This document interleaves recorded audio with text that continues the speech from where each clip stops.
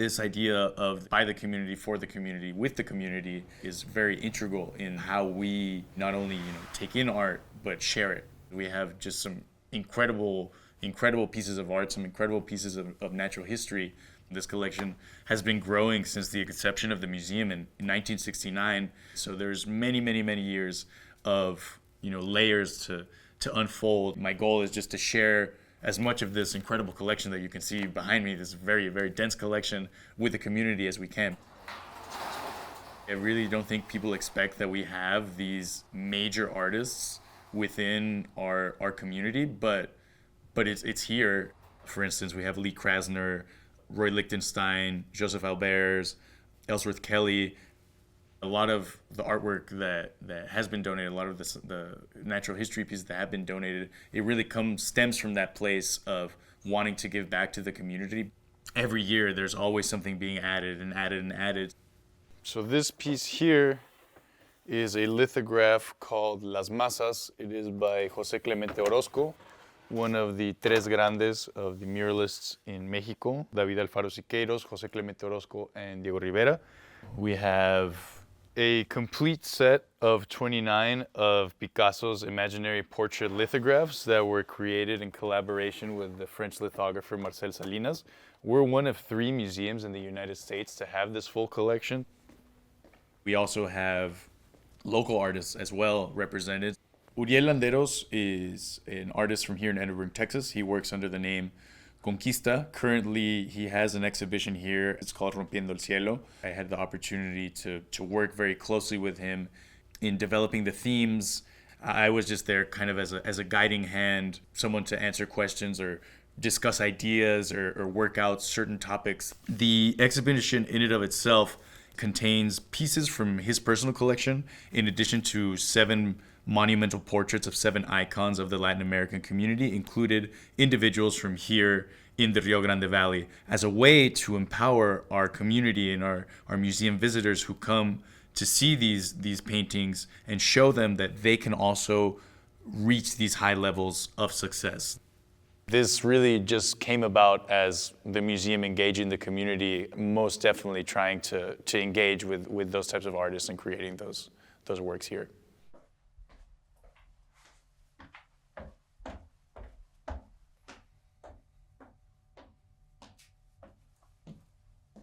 So this is where we keep a majority of our natural history specimens. This is our big geology collection. And we have a variety of geological specimens, but one of my favorite is this one right here. This is a mammoth molar that was found here in Sullivan City, Texas.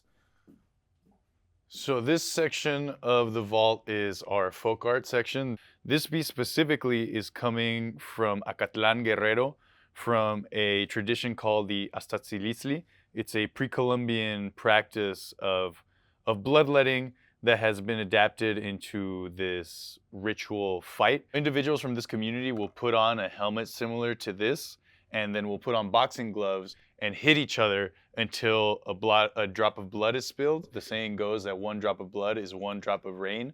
So it is a pre-Columbian bloodletting ceremony that would ensure plentiful harvests for the rain god Tlaloc, which his animal representation is the jaguar.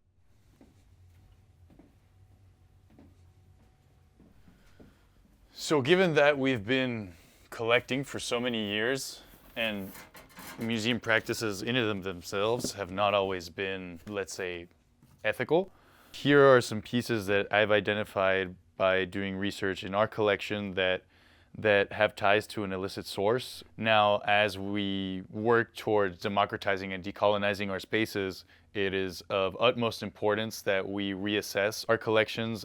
So we've been working very closely with the government of Mexico to either repatriate these or enter into a long-term loan in order to be able to educate the public about the cultures associated or the illicit markets and the illicit networks associated with these pieces getting into private collections and being decontextualized. Art should be a conversation point and a point of departure for larger projects that help the human society at large. there are still things that I'm still discovering about this collection. Every time I pull something back and I find something, it's always an incredible treasure and it's incredibly surprising. Or it's also something that tells me about the changing nature of collecting museums and how in the process of this growing movement of democratization of spaces and decolonization of spaces, how we should be adapting our behavior as a collecting museum and in considering what we have in our collection.